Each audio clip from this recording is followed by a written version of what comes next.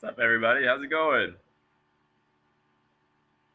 This is Coach Matt here with Better Beach.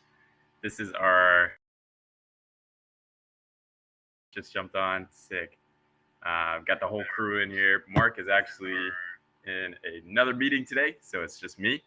We miss him, but I mean, he might even have baby duties too. Who knows? So, what's up, Nicole? Glad you're here. We're gonna just have a straight up meeting today. We're just gonna dive into videos, discussion. So you guys go ahead and start calling in. I know a few announcements. We have the camps coming up. We got a Sunday Fun Day course coming up on. Let me pull it up right quick. Probably should have done that sooner, but got one on September 10th in St. Pete, Florida, 8:30 to 2:30. It's going to be a Sunday Fun Day with all Chatty Daddy. So if you haven't signed up for that, my Florida peeps, y'all make sure y'all get in there. But yeah, Mike, you guys go ahead and start calling in. We'll just go ahead and start having an open-ended discussion whenever y'all are ready. So if you guys are calling in already and I'm not seeing it, let me know. Let's see. But to continue with the dates, we have October 1st. We're going to be having a Intro to Beach Volleyball Fundamentals in Hermosa Beach from 8:30 to 2:30. And then October 6th through the 8th, we have a mini camp in Scottsdale, Arizona. So if you guys are in Arizona or in that area, you guys should totally come out and hang out with us for that weekend and play some volleyball. So next, we have October 29th through November 5th. This is our first 7-day camp of the season, which is super exciting. Let's see, guys, are you guys calling in yet? Am I just missing it? I want to make sure I'm not missing you guys.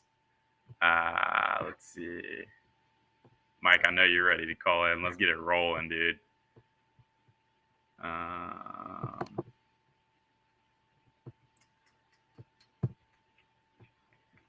Sick. There he is. Let's go. What's up, Matt? Mike, what's going on, dude? How are you? Oh, I'm not too shabby. Today's actually my birthday. Happy birthday, man. Let's go. Dude. I mean, you got a big move coming up here soon, yeah? No better person I want to spend my birthday with, dude. We love this. We love this. We love talking about it no matter what day it is, right? Yeah, right. Ooh, man, itself, man. I know, yeah. It's fun. I mean, obviously we miss Mark and having him on here hanging out and giving feedback and stuff. He's just always fun to discuss things with. So it's like super easy to flow with him and talk. But that's the same with you too. So we can get things rolling. But man, so birthday. I know. Birthday is today. How we feeling? I've only got some film for you today. I'll let others go first. I've had a couple of nice long film sessions recently, so I'll let someone else take the reins. But whenever we've got time at the end, I have a couple quick questions, but nothing major. Well, I mean, nobody's really posted anything yet, so I mean, if you want to go ahead and drop it in there, then we can get it rolling. We're just diving straight into film today, whatever you want. All right. You played a tournament this past weekend, right? A grass one. I took the weekend off of beach because I got one more coming up Saturday. It's like a season closer. Heck yeah. So there's some really cool things I've discovered through these meetings in the past couple of weeks, and I'm excited to try out. I wish I had found it out like at the beginning of the season. Yeah, but it's like it's a process, you know. It's continuous learning. That's what it's all about, right? Yeah, I was actually reading something interesting about that today, and it's not so much about just a steady climb. It's from the book The Confident Mind. Very good book. Highly recommend you reading it. But I read a chapter today about how. What's up, Nicole? Good to see you. Hello. How's your hair? You did something to your hair. Yeah, I cut it and dyed it. Yeah. It looks great. But we were just talking about The Confident Mind. But it's a book just how to be confident as an athlete and business owner, whatever that may be, whatever titles you have in your life. And the chapter I read today was about how whenever we are trying to perfect a craft, there's going to be a lot of plateaus. And so in that plateau, it's going to be a plateau for weeks at a time. And then all of a sudden you're going to get this strong climb, plateau, strong climb, plateau, strong climb. And then a lot of people will see the plateau and be like, man, I'm not growing at all. And then all of a sudden they hear it, they see this huge growth in their life. that's later on that was just from that time in the plateau and the steadiness in that time where you feel like you're not growing as much. So I'm sure you experienced that a lot this season. I experienced it a lot this season. Looking back, I didn't really know about it until I read about it. And I was like, okay, that actually makes so much sense from just this past season and what I've learned. And so I hope you guys have experienced that too. Maybe like, you're putting in this work, and then you're like, why aren't I growing? Why aren't I getting better, doing things that maybe I've never done before? And then boom, it happens. And it might just be like that much of a growth piece, but then it just like was compounded over that time on the plateau. And so I'm sure you're kind of experiencing that a little bit too, Mike, and Nicole too, from how much work you guys are putting in. So just try to embrace the plateau time, and then just be patient for that climb. So I'm glad you're starting to see a bit of that climb here at the end, Mike.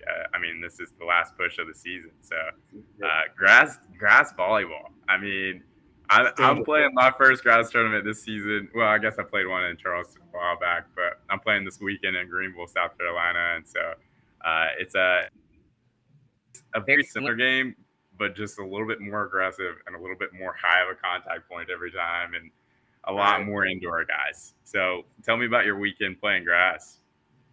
It's always a good reminder to play aggressively, because in grass, there's nothing else you can do. You just gotta hang and bang. Like there's no finesse. There's no like shots or like watching the defender. It's just get up there and swing as hard as you can. Yeah. So and that's what I struggle with sometimes on the beach, is just like getting too cute with my shots, getting like trying to watch the defender when in reality I've got an open net in front of me, or if I feel like I'm got a height advantage over somebody, just swinging away. So yeah, totally. That's good practice, but certainly I don't use it to like do film stuff or do it. There's some overlap, but for the most part, I'm just trying to stick to filming tournaments and training and stuff, and then studying a bit of that. So I filmed pickup from yesterday, and if we've got time, that's what I want to look at today. Heck yeah! How did you end up doing in the grass tournament you played? Yeah, it was actually a co-ed tournament, and my girlfriend and I played, and we didn't break into the gold division. Fun hobby to have. Silver one. Yeah, that's such a fun hobby to have with your significant other, if you can make it work. I know sometimes it's probably not the easiest thing to do, but if you can make it happen, just to do it with your significant other is pretty sick. That's awesome. You guys get to do that together and are able to do that together. Some people are like, I can't play with my significant other. It just doesn't mesh. So that's cool. You guys can make it work. Nicole, how are you? I'm good. I was going to play in 2 tournaments this weekend, but both of them got canceled. So I ended up just like doing a road trip up to the Chicago AVP to watch that. Oh, heck yeah. Fun. Yeah. Nice. That's great. Did you see Logan and DJ out there? I didn't get to see them play because it was too late on like Saturday. Gotcha. Yeah. Yeah, Sept, they had a showdown. What's that? I was gonna say I did see Logan. Just like I was like walking down the street and I saw just so random. Like walking by. This random tall guy just walking the streets of Chicago. Yeah. It's Logan Weber. There it is. Nice. That's awesome. That sucks your tournaments got canceled, but what's our schedule looking like for the rest of the season? And for those of you who are like in our audience, you guys feel free to jump on and we'll just talk and have a good time just catching up. So it might look a little different today. If you guys have film, we can jump into film, but other than that, we're just gonna be catching up, maybe talking about maybe like a Q&A, just maybe some struggles you guys are having at the end of the season, how you're feeling, are you feeling burnt out, whatever that may be, just an open and honest conversation with each other. So yeah, you guys who are in the audience, feel free to jump in. We got a few other people just sitting in there, and if they can't, that's cool. Just drop a chat, let us know you're here, say what's up. So yeah, great. So what does y'all's schedule look like for the rest of the season? Nicole, you want to go? Sure. This was actually going to be my main thing I wanted to talk to you about. My schedule is just crazy with non-volleyball things. So I was thinking about kind of intentionally taking I don't know, like 2-3 months off. I probably won't take like training off. Like I'll still keep my training sessions that I do like once a week because I enjoy that. But I just don't have like any time for tournaments. I'm going on like a month-long trip to Japan in like late November, early December, and then other than that, I just have like just other stuff going on. So I was thinking about just trying to like work out and take a break. Um, so yeah, that's pretty much all I got going on. Nice. So a month-long trip to Japan. That's crazy. What are you doing on your trip? Is that a work trip or is it what is it? My husband and I have just been wanting to go for a really long time. Like pre-COVID, we've like been saying we were gonna go, so we finally booked the trip and gonna pull the trigger on That's it. So you're going all out with that. I love that. yeah, That's great. That's super yeah. hype. Yeah, I mean, it's a it's an interesting thing. For me personally, if I take 3 days off, then I'm like, man, I miss it so much. Whereas Mm-hmm. like that might be completely different for other people. Some people were like, yeah, for my whole off season, I don't want to touch a volleyball and I don't want to think about volleyball. And there's a lot of people at the highest level that do that. And they'll take a nice off season and just sit quietly and maybe just hit the gym really hard or travel, see people, see friends, family. And so really it just depends on like what you think would be best for you. And maybe it is like I know you're traveling and got a lot on your plate, so obviously priority of volleyball is not as high on your priority list as it may have been at some point in your life. Whereas like now it's work and the fam and things like that.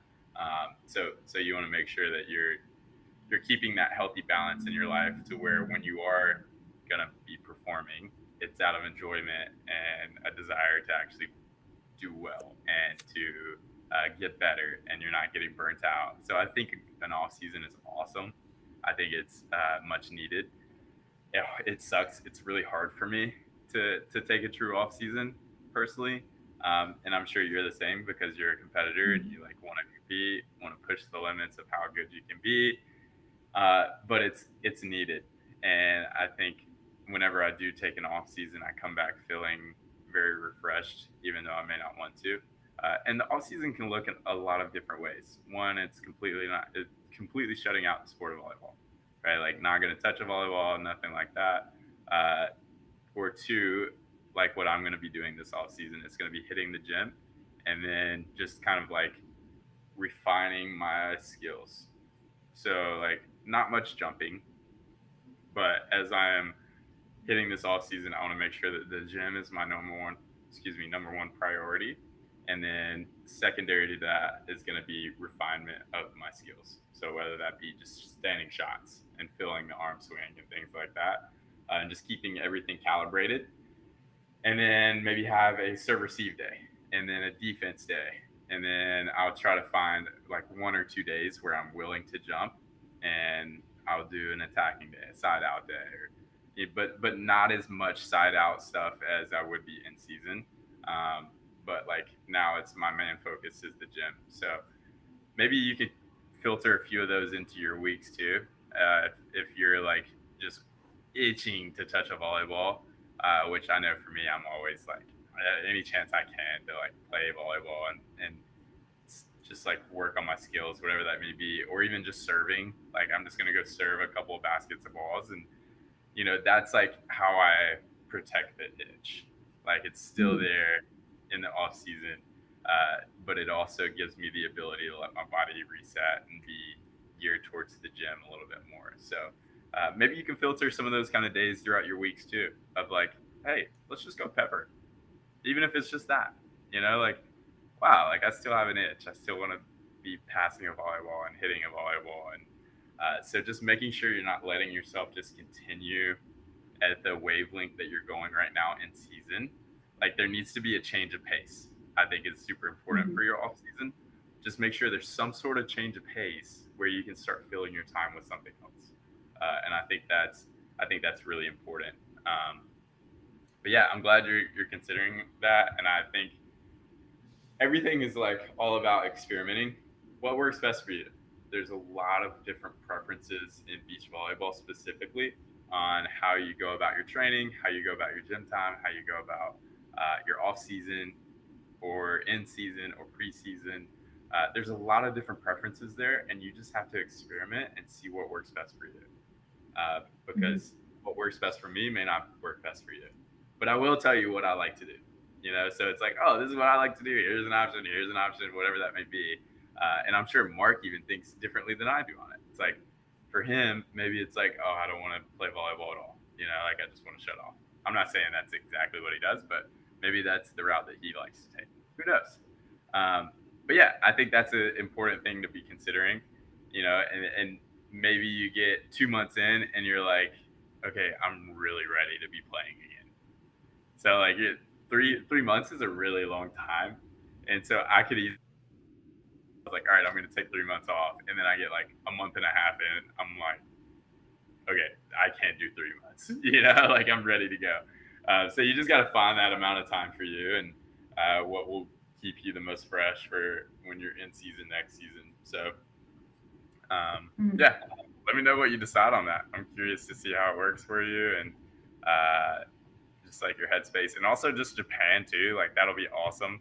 So keep us in the loop on that. We like to talk about life too, not just volleyball. So yeah, sweet. Yeah. I think I was planning on kind of doing the like gym, just focusing on the gym because I'll be around during like the weekdays, but I just have like busy weekends leading up until that trip and then that trip. Nice. So kind of planning on doing a little touch of volleyball, but probably not very many tournaments or anything like that. So I love it. Very cool. Mike, what about you? Got any sand tournaments coming up? Yeah, this Saturday is the last one of the season. After that, I'm going to be looking to do what you're doing, is to hit the gym, equip myself for next season. And I haven't really even thought about that part of the year yet, but I'm going to because I want to be ready to go for next season. And I probably won't show up next spring, even if I work hard in the gym. Still won't be immediately better until I actually like rep it out and practice some of these skills. And that's what's crazy about the gym. It's like, yeah, you can give yourself the physical tools to do it, but you still have to have the mental reps to get it done. And like, you're not going to become a better setter just by, doing wrist workouts all day long. And it's actually just like the execution and the reps and just doing it 10,000 times until you feel comfortable with it. So that's what I mean by like the ongoing process. Is it's not something you can just plan for. It's something you like do every day for a long, long time. So that's what I'm looking forward to this off season. Just kind of breaking down the non-volleyball side of volleyball, if that makes sense. Sure. Like getting better about sticking to a routine, doing like using good form on my workouts, training different stuff that I've never trained before, like plyos I'd like to experiment with. Maybe even like hire a personal trainer just to like get a like a schedule together or workout together. I don't know. How do you approach that stuff in the off season? Do you like to go at it yourself? I know you work with somebody. Yeah. So this past season I worked with this guy out in California. He was awesome. I would get a text probably every day, at least every other day. Hey, how you feeling? How's the body doing? You feel any fatigue? You feel tired? Are you jumping today? So that side of things was really helpful for me because I think we all have this tendency to overwork and feel like we're not doing quite enough and I could be doing more, when in actuality, like rest is a part of your workouts. Like you have to make sure you're resetting and giving your body the opportunity to fight fatigue and get back into a place where it can go all out in your workouts. And so that was really helpful for me to have during the off season. Sometimes it can be expensive. We do have our 60-day max vert training, and obviously Mark and I are on call too. So if you want to experiment with that, see if that works for you, I think that's a great route. At the end of the day, a lot of it's volleyball based. It's driven towards beach volleyball and the way you jump in the sand. And so I think towards, whenever it boils down to it, a lot of those workouts that are geared towards beach volleyball are very similar. I don't think I would recommend hiring a coach that doesn't really know anything about beach volleyball. Yep. That would be risky waters because the jump in indoor is completely different than a jump in sand.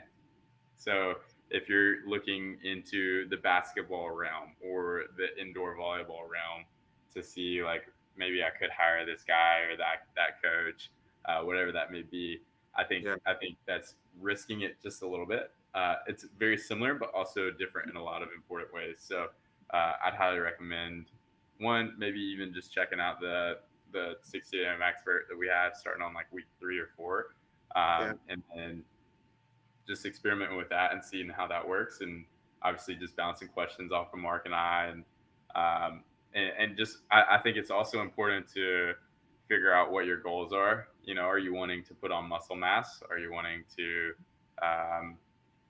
increase your quick twitch movements? Are you wanting to? I know you mentioned potentially working with plyos this off season. Julie says plyos are amazing. She's in the chat.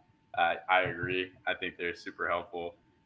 If you're training to build muscle mass, obviously your quick twitch is going to slow down. But if you can couple it with some sort of plyometrics, that'll help the slow down process of the quick twitch. So again, got to find that plateau, be okay with the plateau, and then just be patient for the rise. So yeah, I think for me, I experienced what it was like to work with a coach, the accountability of having a coach in the gym and checking in on me and keeping up with my numbers and writing out the workouts.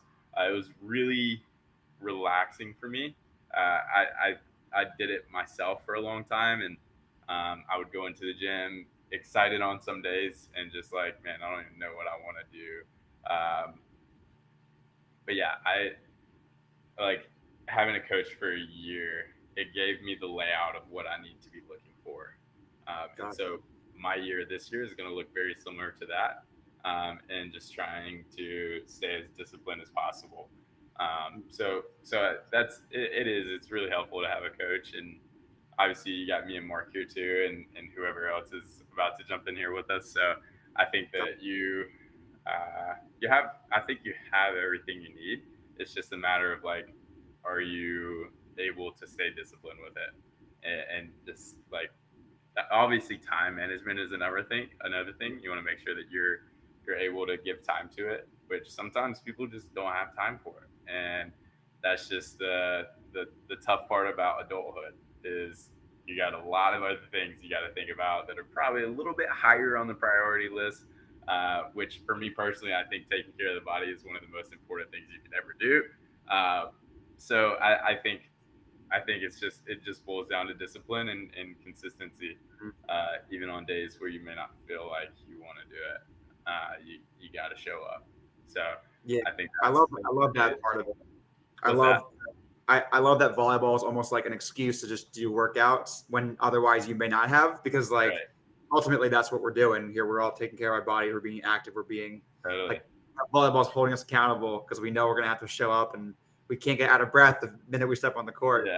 I liked what you said about the like setting your goal early in the off season to what you want to either jump higher by the spring or last longer throughout a whole 3-set match. So like, besides vertical jump and maybe just like overall cardio, do you have any examples of things you've worked on in off seasons? Like, what have you measured to improve your performance? Is it like the weight you're doing, you're benching? Is it your max dumbbell press? Is it a specific workout, or is it more tied to volleyball? I think you just got to find something measurable. Like vert, obviously you can measure that. I think weights is another measurable thing. Like, for example, today I was doing sit down squats, and sit down squat max from a few months back should not be even close to what it is now, right? Like, that's something that's super measurable, and I can keep track of like growth in that. And not only just moving the weight, but like, how fast can you move it? Do you feel powerful? Like, I was moving a pretty decent amount of weight today, and I was moving it really fast, and I was like, whoa, that was nuts. I haven't felt that with this amount of weight on my back ever. And so that was a big win for me today, is like seeing that growth where I felt like I might have been here for a bit, and then boom, all of a sudden, like I come back from a super restful weekend with family, reset the mind, reset the body, like didn't do anything active, just uh but yeah, Nicole, you said you're heading out. See ya. But yeah, I think that's like, you see those just quick growth pieces, and you're like, wow, like that was something that I've been wanting to grow in, and it's here, right? And so you just got to find things that are measurable in your game. Okay. So whether that be vertical or weights, like how much are you squatting, how much are you benching, things like that. That is just obvious things of growth. Like it's kind of hard to measure things outside of weight and height of your jump. If you're able to rep out, this amount of reps with this amount of weight, and then you come back and you can do more in a couple months, like that's very measurable things that I think are great to base your workouts on. Is what is measurable? Like, what can I see? Very obviously see where I'm growing. And I think numbers is huge. Vert training is like another way, like how high can you reach? And obviously, like maybe, and the tough part is there'll be days you show up and you might feel like your vert got lower. And you're like, okay, what did I do wrong here? So then that's when you start asking the questions. I think we talked about this a while back of like, did I eat right? Did I sleep well? Did I drink well? Like what was off that caused me to not be able to perform at my max potential? So you got to make sure that you are just a huge feeler of what is going on in your body. You want to make sure that you're feeling everything to where you can question those things that you're feeling and be able to get to the root of what actually is happening. So I think that's a really fun part of the off season. It's a time where you're going to be feeling a lot of things. You're going to be feeling growth in muscle mass, which that should be a huge goal. I think growth in muscle mass is a big thing that I'm working on right now. Hitting creatine and just trying to eat well and a lot of food to be able to put on weight that I might have lost throughout the season. So I'd highly recommend trying to figure out, like, maybe you want to be more healthy throughout the season. Maybe you had a few tweaks at the end of the season that maybe didn't feel that great, and you want to find a way to stay more stable throughout a year. Trying to have that consistent feeling throughout the whole season of how well you feel. Obviously you're going to have tweaks and aches and things like that, but that's another big part of going to the gym, is making sure that you're healthy, and muscle mass helps with that too. So injury what's that? Oh, sorry. There might be a lag between our video feeds. Sorry. Gotcha. I was just saying, injury prevention is a big one for me. Is like in the past couple of weeks, I've been having some shoulder pain, and I'm like, I don't want to feel this when I'm trying to have fun playing a sport I like.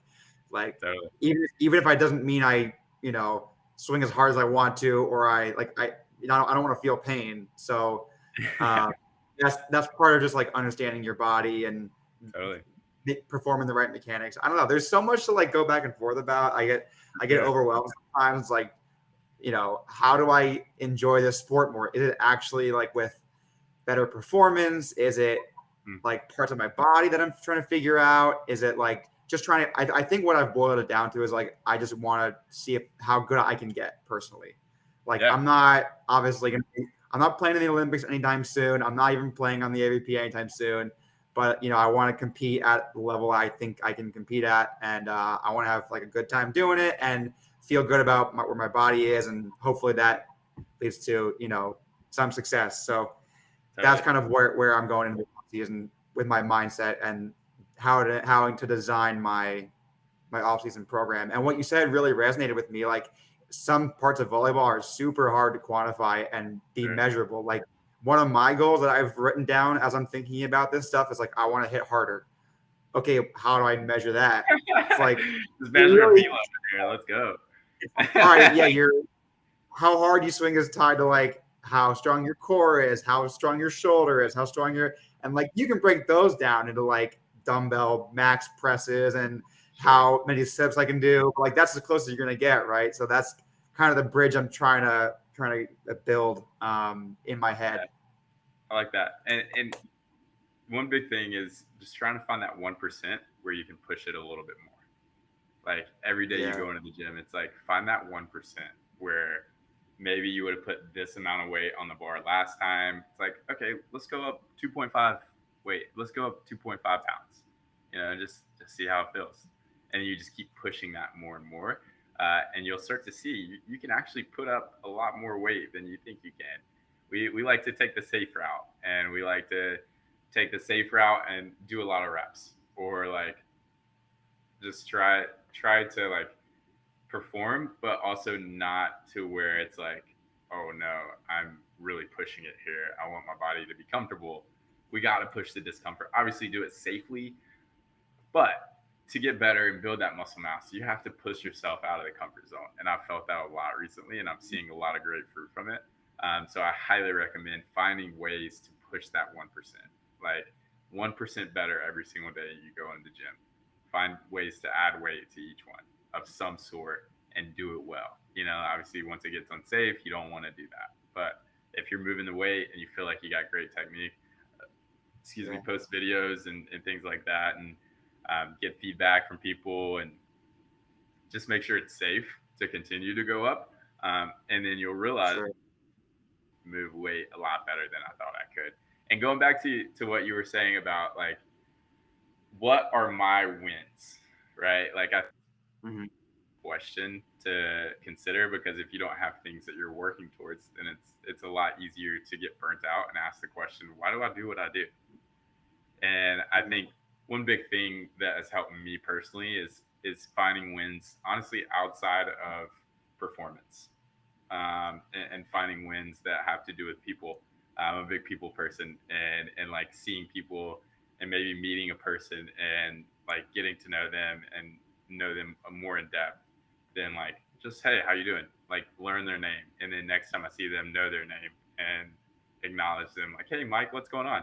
And then in your head it's like, wow, he like remembered my name. That's so cool.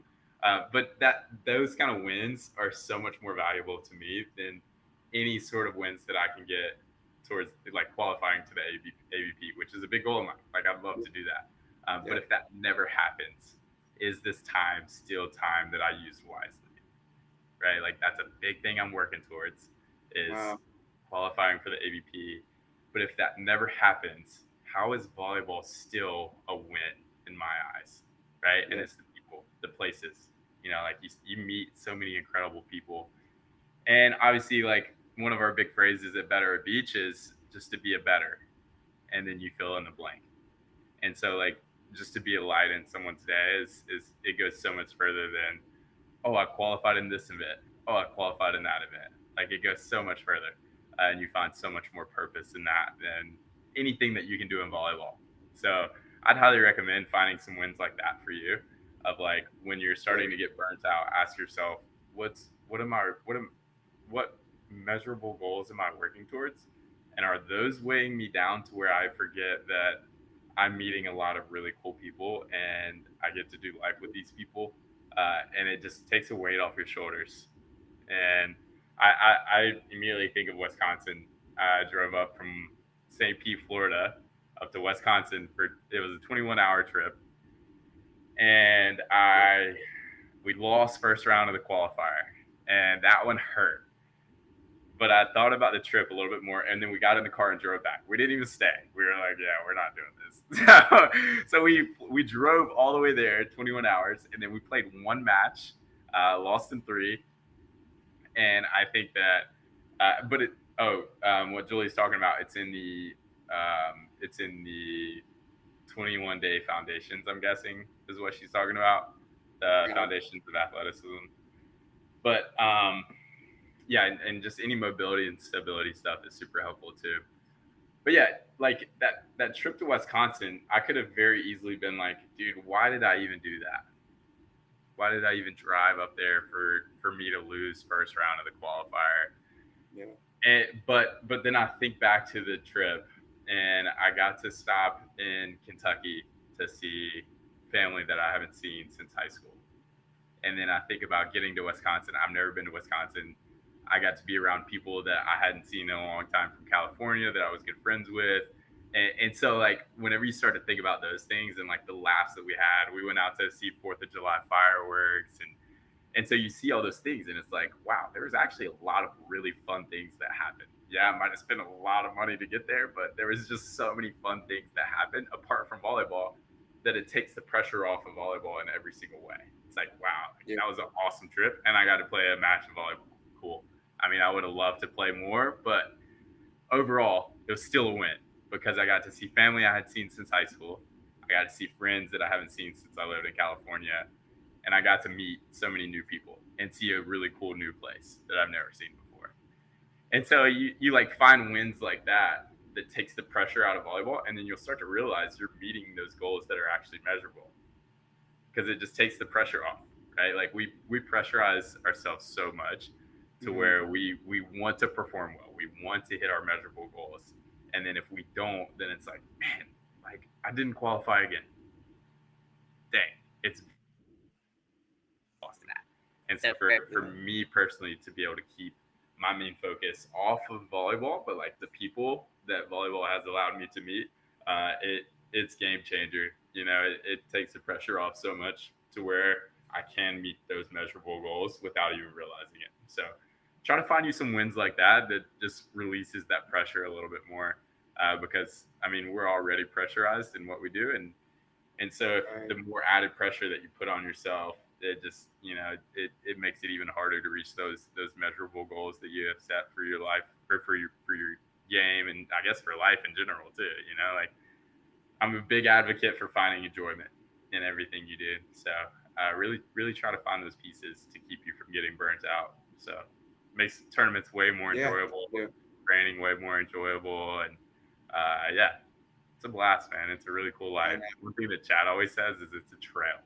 You know, and anytime we like leave, it's like, all right, I'll see you somewhere along the trail.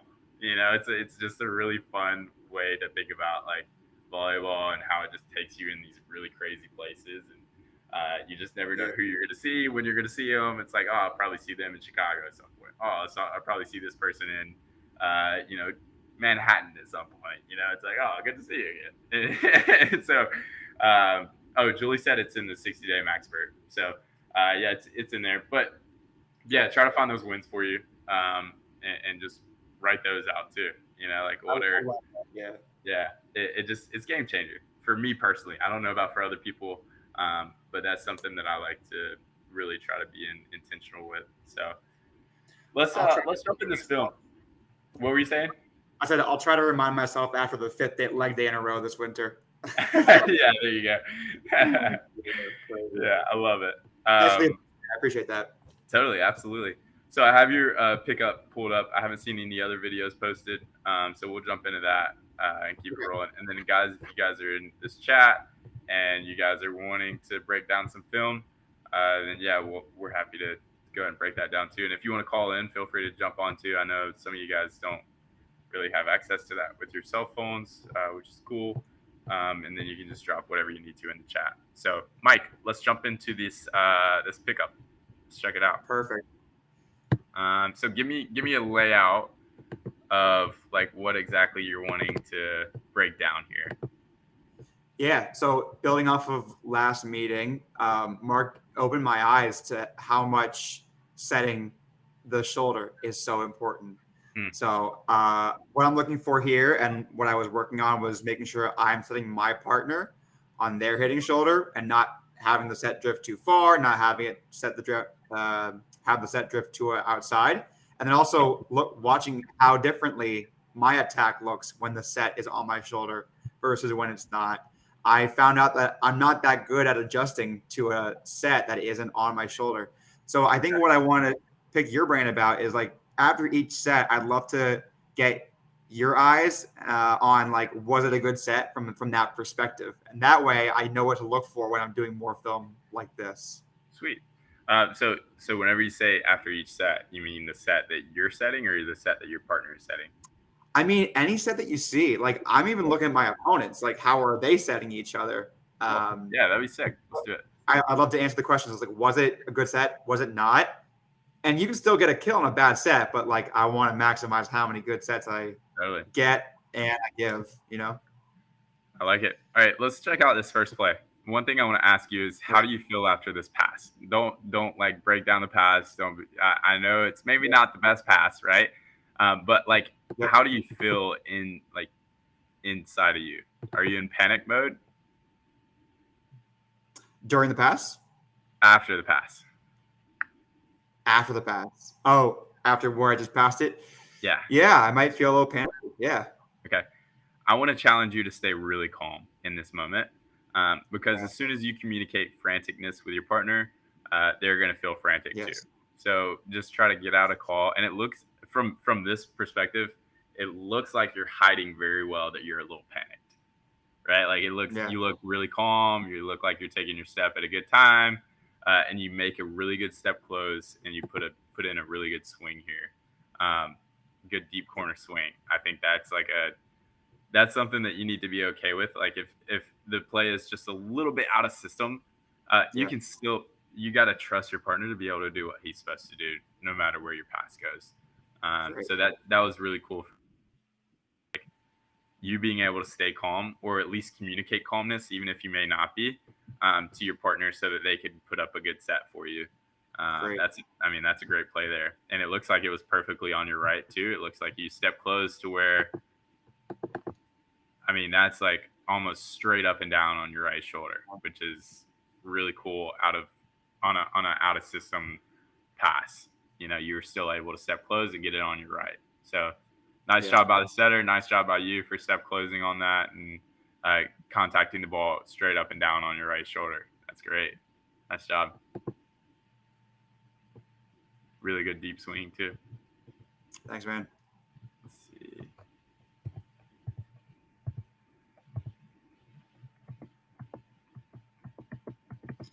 I couldn't cut the time out of this play, so sorry if you had to skip around a little bit. No, you're good. You're good.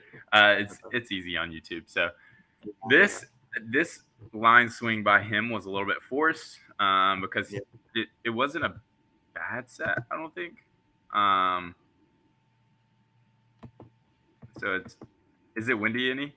Not really, no. Okay, nice. It looks like he approached a little bit too far inside, and then it dies just inside of his right shoulder. So he feels like he has to turn it line. Now, if he goes up and gets it a little sooner, then he's able to turn it angle. So this is something, Mike, that you can be looking for as you're playing defense here. If it drifts past him, you know that he wants to swing line. That's kind of like all he has to do. Which I think we've kind of broken that down one-on-one before. You remember that? Yep. Sweet. So yeah, just kind of keep that in your mind. Nice, smart play there. That was really smart for you to lift it to his right shoulder there. All right, let's talk about that one. All right, takes a good look. Yeah, that's a great set. One thing I'd challenge you to look at a little bit more is his hips. I know you usually don't play defense, so maybe you try to watch his hips as he's approaching and jumping, and then switch to his shoulder and hand as he's about to contact the ball. So it's a quick transition from eyes are on hips, periphery is shoulder and hands, and then all of a sudden it's a quick shift as he's about to contact this ball to the shoulders and hand, and then periphery on hips. Does that make sense? Okay. Yeah. Because his hips right now are kind of going straight right in here. So as soon as he does that, this natural feeling up here goes away. He doesn't really have. It's uncomfortable. People still have it, but it's just really uncomfortable for people to do. It's natural to go a little bit more cross body there. We split blocked for this pickup session, but that was just to preserve energy. I'm almost never going to be on defense. Yeah, you better not be. Yeah, no, hell no. Yeah, so this setter is hanging him inside really well. It seems like it's dying right on his shoulder for the most part. It's pretty consistent with a good height and dropping on the shoulder really well. So, yeah, that's solid. I want to see more of you guys. Let's see. That was a good set too. He pushed it to the shoulder. One thing I love about this approach is he approaches to a point where he can have. So he took a big step in right here. This big step that he takes to get more area on his right shoulder. Now, if this ball dies like right here, this is not safe. Like off of the set, not off of the pass. But like if he sets the ball like right in here, that's when he's going to be kind of falling this way. The setter does well to get it on his right, and the hitter does well to like get more opportunity for the setter to get it on his right. That's why I love, as a right side, the bump in approach, because I don't have to make my setter push it 50 feet to get on my shoulder. Like I'm sort of helping them in a little bit. Yeah, for sure. Chest pass. Yeah. Yeah, that's a great set. Good step close. Yeah, that looked good. Wow. Contacted it high, went up and got it. That's one thing about being on the right side is, the step in is great, but you also need to be able to have the ability to step close to your left on the right side. That just makes you such a threat at whatever set comes your way. So like to be able to step close to your right and step close straight on, and then also be able to take a step close to your left and get your feet to a ball and somehow get the set that dies inside really far on your right, that's a threat in a lot of ways. So if you could develop that and always be able to step close on whatever set comes your way on the right side, you're in a really good, dangerous spot. Can we pause there and double click on that? I love that, because as I'm watching, like at the highest level, they're not getting perfect sets every time either, but their feet to the ball is crazy. But like, how would I even approach getting better at that? I think it's just something that you can just challenge yourself to, and obviously there's like basic hitting drills that you can do. But I think one great way is obviously film, and just there'll be some days, and I'm not saying this is the right way. This is a way to do it. There'll be some days where I'll just get somebody random who's decent at setting, but is just available all the time. And that's going to be my guy for training. And he can hit down balls, he can set. So availability is the biggest thing there. And I'll just tell him, hey, there's no such thing as a bad set here. Whatever you want to set, just set it. Obviously, don't set me to the opposite side of the court. But I'm not going to ask for anything. You just throw up what you want. It can be high, it can be low, it can be inside, it can be outside, and it's just my job to step close on it. And it challenged me to be very, very flexible with what step close I use, and have a wide range of different step closes that I could use, because he would just be throwing up these random sets, and it's like, man, I don't know where this is going, but I have to get it to my right shoulder. And I have to get it on the way up. And so it really challenges you to like not have the set approach every single time. So that's one way I love to do it. And to video that would be great too. Like and you'll notice that there's some that you step close a lot better on than others. And you're like, okay, maybe that's like my go-to set. And then there's some where if it dies inside and it's really low, it's almost impossible for you to step close on. Then it's like, hey, whenever you're playing with a partner, you say anywhere but low and inside. Like I can't have you miss low and inside. You know, that it just allows you to be able to have that conversation. So the experimenting side of that could be like, hey, no, there's no such thing as a bad set. You give me whatever you want, and I just have to step close to it and get it on my right. So that could be a way that you experiment with that too as well. Just try to find ways to push your limits. That's a fun way to push your limit for sure. It's frustrating, but it's also really fun, and it takes the pressure off of your setter too. Because then he's like, there was countless times where he's like, that was a bad set. And I was like, dude, what are the rules here? Come on, man. There's no such thing as a bad set here.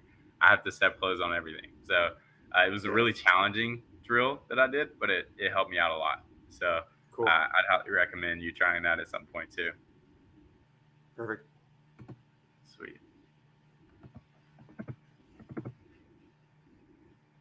Okay. If I'm being nitpicky on that one, I think that one could be a little bit more on his right shoulder. He comes in a little sideways, and he's having to jump to it rather than step close to it and get it on his right. I feel like if he tried to turn that line, it could only be a high line. Right. Yeah. Let's see. Nice. Yeah, you hung that in really well. Let's see.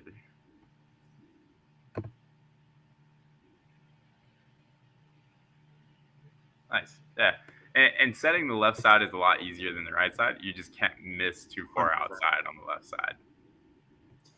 Yeah. And going through this film, I noticed a couple times I did that. And I'm just like, I have so much room to miss here. Why am I even bothering getting to that other for sure? I serve.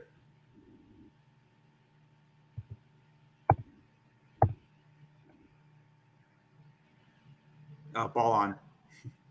Yeah. That's serving. Looks like you're giving them a lot of different looks with your serving. Trying to. Nice. That was a really good fix set by that guy. Uh-huh. And I think this is a great example of feeling where your partner is. Because this doesn't look like that guy's normal set. Am I wrong by that? Like middle? No. Yeah, so he's kind of like out of system. He doesn't have the opportunity to get off the net and get his normal set. So this setter does a really good job of feeling him only having 2 steps to step close. And he puts it right where he can step close to. So that's a really good play of feeling where your attacker is and just putting it on the right shoulder. So that's something that I'd love for you to start like thinking about is, wait, did he miss that? If he did, it wasn't by much. I was about to say but that's an awesome set still. I think that's like, right. Like he only took a small step close, but it was to his right, where I feel like for righty swingers, that outside, that right step close is a lot easier than the left step close. You know what I mean? Yeah, totally. Yeah, and I think, this is something that you can always, everybody can always get better at this, is feeling your hitter, feeling where they're at, and being able to get it to their shoulder at the speed that they need it at. So no matter what they call, it's like, okay, I feel them here, so I can't like put them as high as they normally would. So and like I said I think it was last meeting, like being a feeler of where your attacker is, and just knowing where they're at and being able to get it to their shoulder no matter where they're at. So, see, I used to think like a good setter was just the one with the best hands, but now that line right there, it like sums up to me what a beach volleyball setter should be. Feel your hitter and get it to them at the speed that they need it. Like, what's more important than that? Absolutely. Let's see.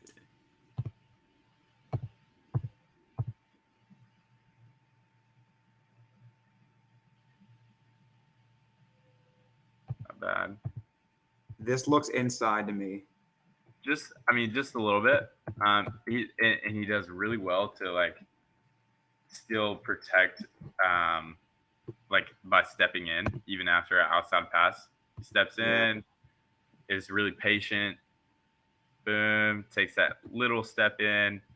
Does die inside a little bit to where he has to jump to the ball.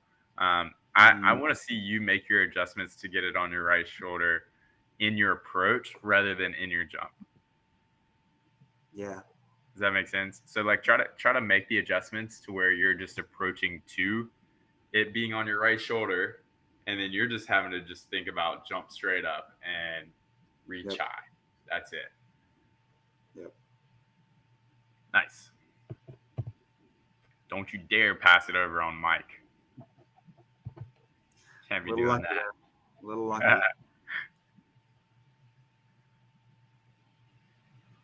Nice. All right, what'd you feel on that one? I'm trying to piece together what this play was because it's a little jumpy on my end. Was this like a transition? Yep. Okay. So yeah, I felt good. I love a good set. Nice high set. Totally. Let me ask you this: do you feel like you could have turned it cross? Oh, I remember what happened here. I swung into his block and he blasted. Yeah, okay. I'm seeing it a little bit differently maybe than you're seeing it, but yeah, I remember this now. Okay. Could I have turned it cross? Maybe by hurting my shoulder. But like that line with my shoulder pain, that line swing is that's Right. nice.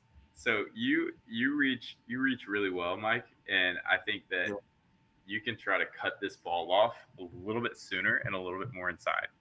So like more here rather than letting it drift towards your midline to where you like the more comfortable route would be to go line.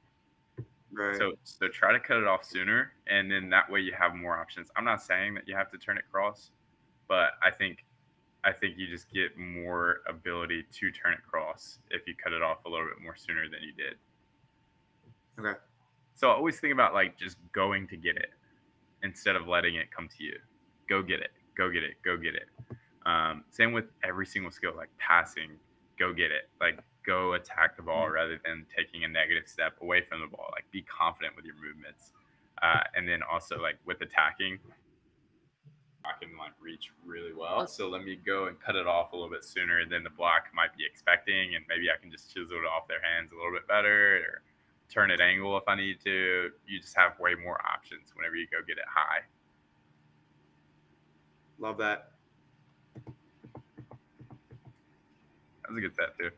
Same with him. Like if he went up and cut that off like here rather than letting it get here, dropping his elbow, he'd have so many more options.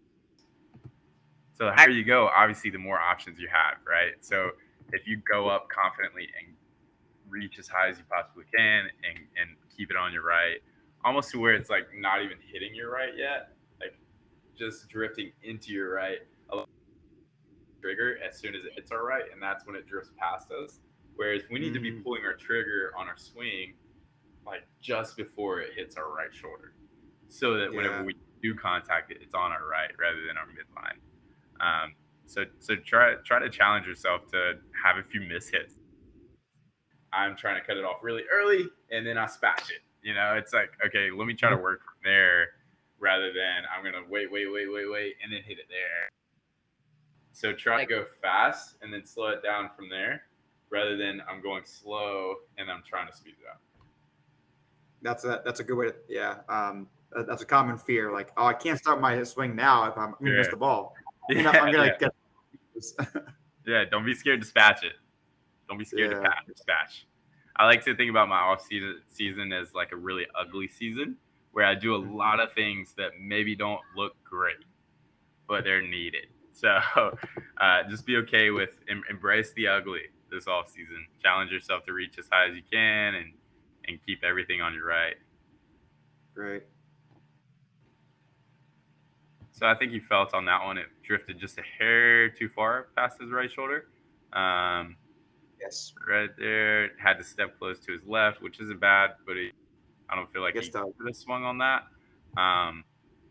So if you could just hang that in, and like I said, setting from the right to left is pretty solid, pretty smooth for the most part. Yeah. So I'd recommend really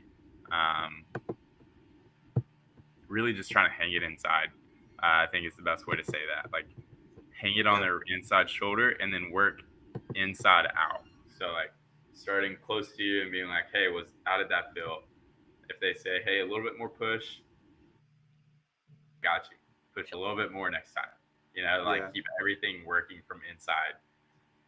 And that's the way I like to do on the right side too. Like I like to really challenge whoever I'm playing with to set it wide there rather than inside out, because that's like especially with a guy that I don't really play with, and it's like, oh, we're playing a tournament this weekend, we haven't trained together, I just say air wide, work in from there rather than I'm going to air inside and then you just gotta like figure out how to get your feet to it and get it on your right shoulder. So I say anything but inside, just air wide, and then we'll work from there. So I love like, that. I love it. Yeah, totally. Find those things that you can work with while you're trying to work out the kinks and figuring out like what maybe I can't work out with this set. Like work from the side that you can work with. Be hey, air inside, and then we'll figure out. All right, hey, air outside on the right side. We'll figure out from there. And so I think that's a good starting point with partners you may not play with too often. Awesome. So I got a lot of stuff to work on. Thanks, I love dude. it.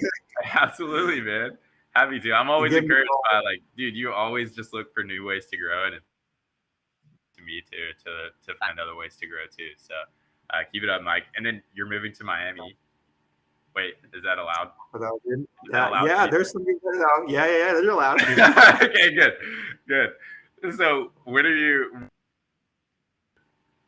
End of the month. Let's go, man. I know. We'll get some touches in for sure. I You always can got to do, play dude. today in St. Pete. So.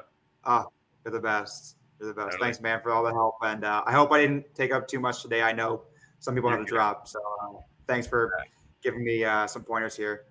Hopefully next time I'll be a listener. Yeah. No, we're all here to learn, man. I think the cool thing about these groups is that no matter who's getting film broken down, it's very right. Like we're all playing the same. It's not like you're playing football and they're playing volleyball. It's like we're all playing beach volleyball. And Sandy says, yes, 100%. Like we can learn from each other. Like, and that's what's so cool about this group is you get the opportunity to, whether you have film or not, learn from someone else. And I think that's a cool thing. I learn every single time we have these meetings. So good stuff. Always coming with some sort of film to break down. So I appreciate it. And I'm excited for you during the move too. Because we gotta get you down there, man. Gotta get you floating around Florida tournaments. Looking forward to it. Hey, we'll talk soon, all right? Alrighty, man. See ya. Sweet. So that's it for our meeting. Thank you guys for tuning in. And then you guys could probably hear my little brother in the background, but I'm gonna go hang out with him since I'm at home. I hope you guys have a great rest of the day, and then we will see you soon.